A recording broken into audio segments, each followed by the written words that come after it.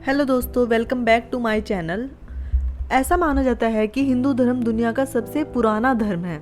वेदों में कई ऐसी चीज़ें लिखी हुई हैं जिन्हें विज्ञान भी सच मानता है। हिंदू धर्म को मानने वाले लोग कुछ ऐसी चीज़ों का अनुसरण करते हैं जिनके वैज्ञानिक कारणों से वह अपरिचित हैं। अक्सर ऐसा होता है कि जब हम कभी भी अपने एक दोस्त से धोखा खाते हैं तो हम बाकी दोस्तों पर भी विश्वास करना छोड़ देते हैं। बस ऐसा ही कुछ हुआ है हमारे रीति रिवाजों और प्रथाओं के साथ, जिन्हें लॉजिकल और साइंटिफिक होते हुए भी हमें सुपरस्टिशन यानी कि अंधविश्वास नाम देकर अपनाना छोड़ दिया है। हम सभी जानते हैं कि अंगूठी को हाथों की उंगलियों में पहना जाता है, लेकिन इन्हीं अंगूठियों को आपने शादीशुदा महिलाओं के पैरों में पहना हुआ जरूर देखा होगा।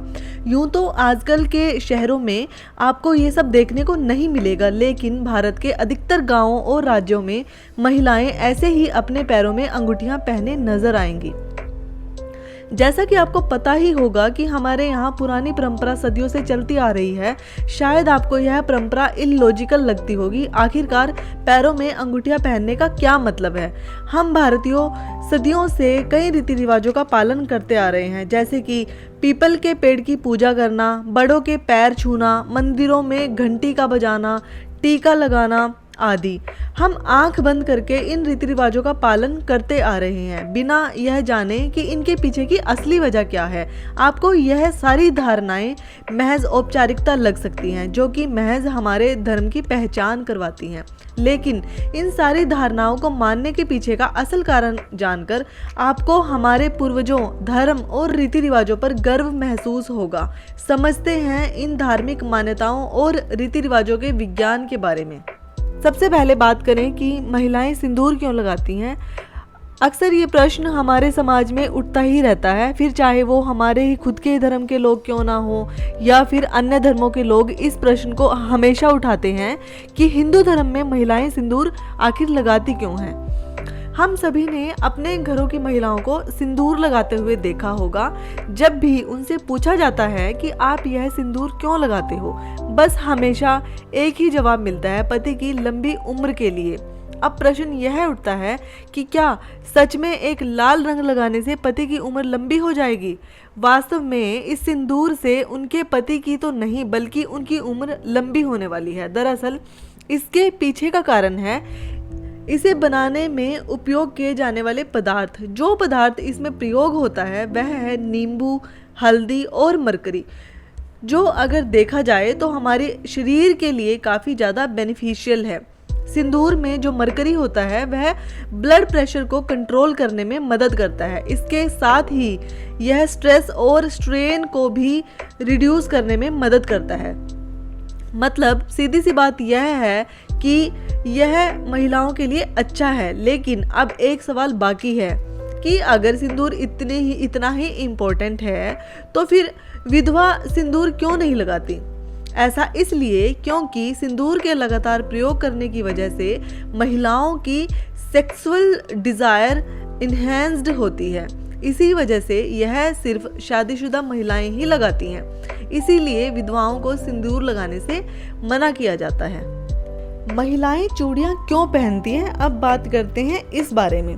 आपने अक्सर देखा होगा कि भारत में महिलाएं हाथों में भर भर कर कंगन व चूड़ियां पहनती हैं। यह केवल उनकी खूबसूरती को बढ़ाता है या सिर्फ यूं ही कल्चर के नाम पर चला आ रहा है या फिर किसी प्रथा में से एक है? इसके पीछे भी कोई साइंटिफिक रीज़न है क्या? लेकिन आप भी इसके पीछे का रीज़न जानकर अचंभित हो जाएंगे। दरअसल चूड़ियाँ तो मात्र एक जरिया है महिलाओं को हष्ट पुष्ट और डॉक्टर से दूर रखने का। दरअसल इसके पीछे के लॉजिक ये है कि चूड़ियों के मूवमेंट की वजह से एक महिला के हाथ में लगातार प्रेशर और मोशन के कारण फ्रैक्शन पैदा होता रहता है, जिसकी वजह से उनके शरीर में ब्लड सर्कुलेशन अच्छे तरह से होता है। अगर ब्लड सप्लाई उनके शरीर को बराबर मिलता है तो निश्चित तौर पर बीमारियों के चांसेस बहुत ही कम हो जाते हैं।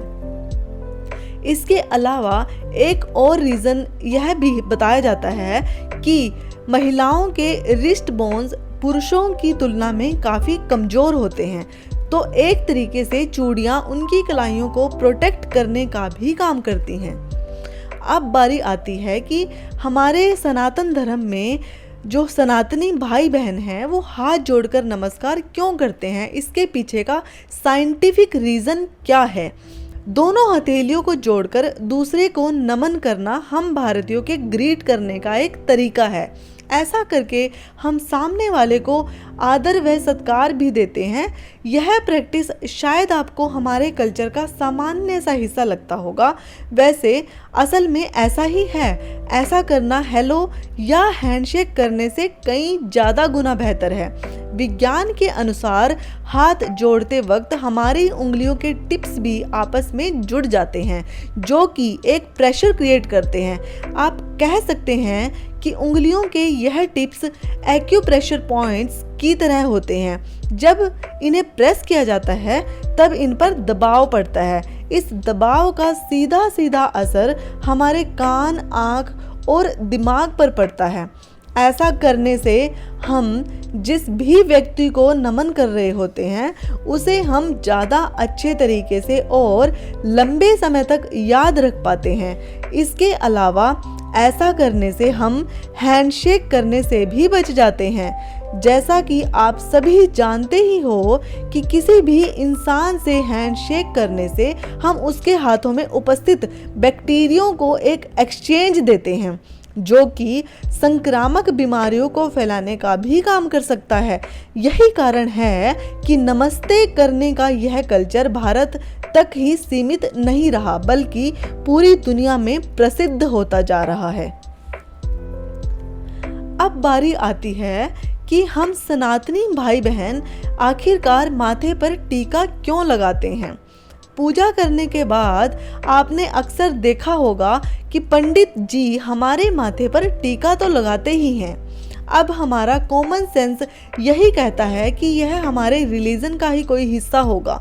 कुछ इसी तरीके से हम भगवान की पूजा अर्चना करते हैं।